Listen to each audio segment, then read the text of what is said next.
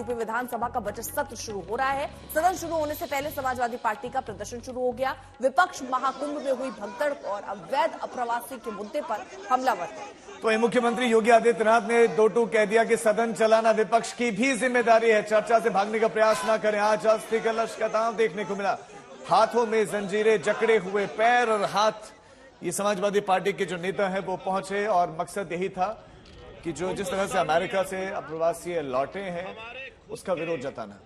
भारतीय लोग तो ऐसे कई मुद्दे हैं जिसको लेकर यहाँ विरोध के सुर मुखर हो सकते हैं। एसपी यहाँ पर नैतिकता का अस्थि कलश लेकर पहुंची विरोध जताते हुए। थोड़ी देर में यूपी विधानसभा का सत्र शुरुआत उसकी होनी है, लेकिन थोड़ी देर पहले योगी आदित्यनाथ भी यहाँ संबोधित करते नजर आए और उन्होंने ये अपील की कि सत्र चलने दीजिए, सत्र चलना जरूरी है। फिलहाल आप तस्वीरों में देख रहे हैं आनंदीबेन पटेल पहुंच चुकी हैं और उनका स्वागत फूलों से हो रहा है। तमाम बीजेपी के नेता मंत्री इस वक्त मौजूद हैं। योगी आदित्यनाथ को भी आप तस्वीरों में देख रहे हैं। थोड़ी देर में विधानसभा सत्र की शुरुआत होनी, लेकिन तनातनी के आसार दिखते हैं। राज्य तो सत्र का आगाज राज्यपाल के अभिभाषण के साथ ही होना है। आज उनका अभिभाषण होगा जिसमें उत्तर प्रदेश की वित्तीय स्थिति के बारे में भी जानकारियां देंगी और वो पूरा उनका अभिभाषण होगा, जिसको उम्मीद है कि दोनों ही जो सत्ता पक्ष विपक्ष के जो खासतौर पर लोग हैं वो सुनेंगे, क्योंकि ऐसा लगता है कि हंगामे के पूरे आसार है, क्योंकि एक रणनीति के तहत समाजवादी पार्टी के नेता पहुंचे। हमारे खुद के भारतीय लोग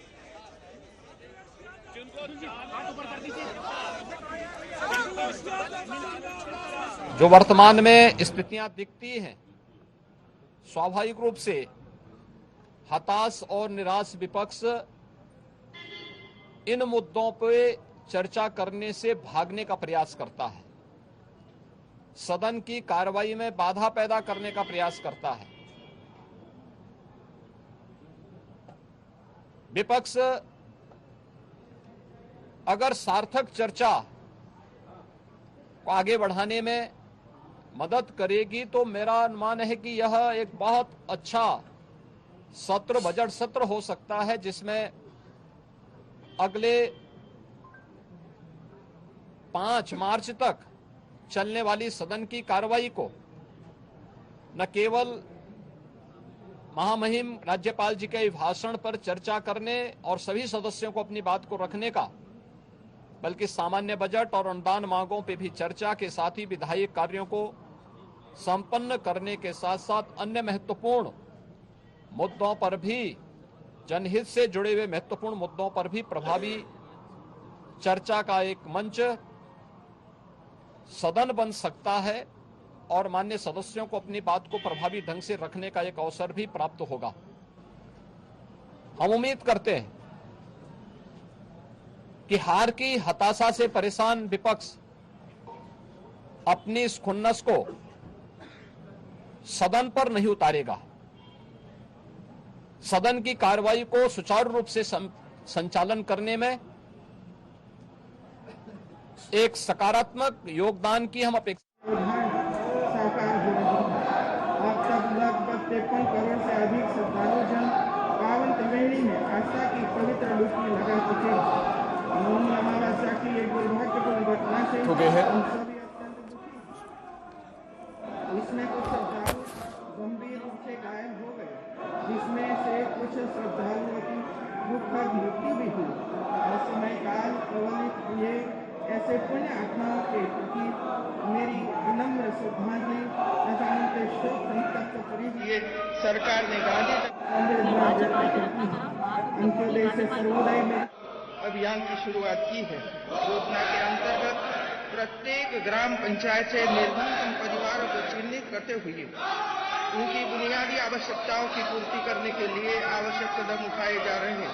सरकार का यह प्रयास है कि इन परिवारों को ऐसी आर्थिक गतिविधियों के साथ जोड़ा जाए जिससे प्रति वर्ष कम से कम रुपया 1,25,000 की आमदनी सतत तरीके से हो सके।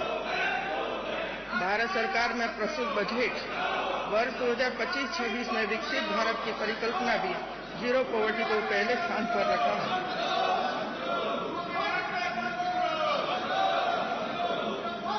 मेरी सरकार के सुनियोजित प्रयासों, प्रभावी कार्यान्वयन व सतत अनुश्रवण से उत्तर प्रदेश देश में विभिन्न योजनाओं में प्रथम स्थान पर है।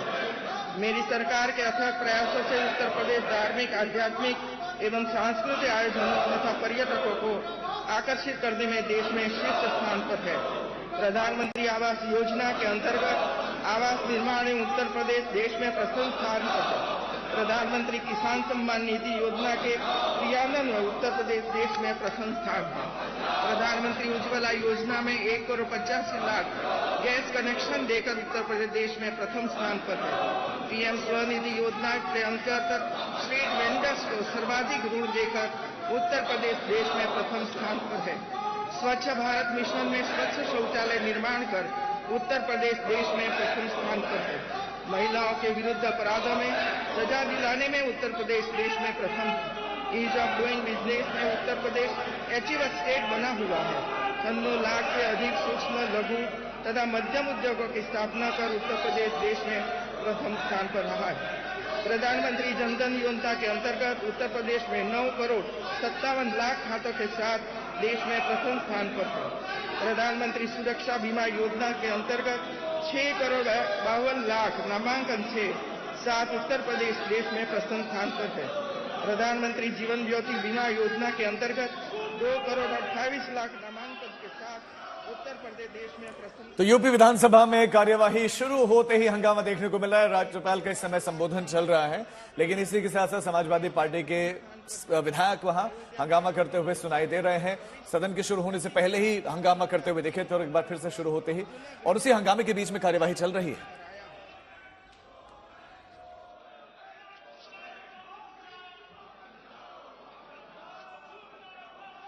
उत्तर प्रदेश का बजट सत्र विधानसभा में शुरू हो रहा है और समाजवादी पार्टी के 2 विधायक हमारे साथ मौजूद हैं, अतुल प्रधान जी और फहीम जी। आप देखेंगे पहले इनका अंदाज, जिस अंदाज में यहाँ पहुंचे हुए हैं, इनके हाथों में ये बेड़ियां हैं, जंजीरें हैं और एक टी शर्ट अतुल जी पहने हैं जिसमें लिखा है भारतीयों का अपमान नहीं सहेगा हिंदुस्तान। और एक तस्वीर भी यहाँ बनी है जिसमें जो भारतीयों को डिपोर्ट करते हुए यहाँ पर दिखाया जा रहा है, ये अमेरिकी विमान है जिससे कि यहाँ पर लाया जा रहा है। अतुल जी, क्या किस तरीके का प्रदर्शन है? देखिए, माननीय अखिलेश यादव जी ने सदन में, बड़े सदन में उठाया ये विषय, और बहुत गंभीर विषय है, जहां एक तरफ आप कहते नहीं थकते कि विश्व में डंका बज रहा है, ट्रंप साहब से दोस्ती है अमेरिकी राष्ट्रपति से, वहां आप उस जगह पे जाते भी हो, उसके एक दिन बाद में फिर विमान उतरता है, जंजीरों में जकड़े हुए लोग आते हैं।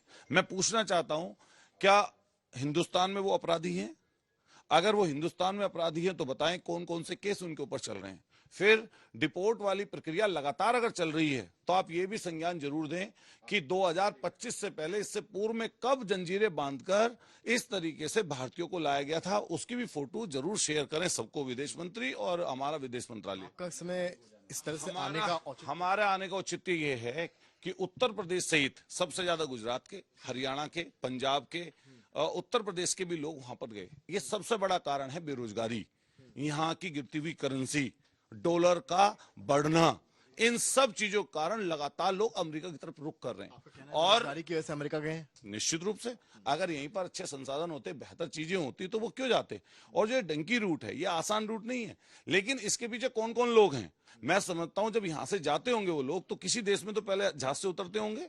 तो आज तक हमारे देश के सरकार ने ऐसा क्या काम किया जो वो डंकी रूट बनाने वाले लोग, जो यहां से कबूतरबाजी करके ले जाने वाले लोग, आज तक क्यों नहीं गिरफ्तार किया आपने? उसके ऊपर क्या कार्रवाई की? जब इसके ऊपर पूरा अधिकार आपको है, डबल इंजन की सरकार है, ट्रिपल इंजन की सरकार आप बोलते हैं।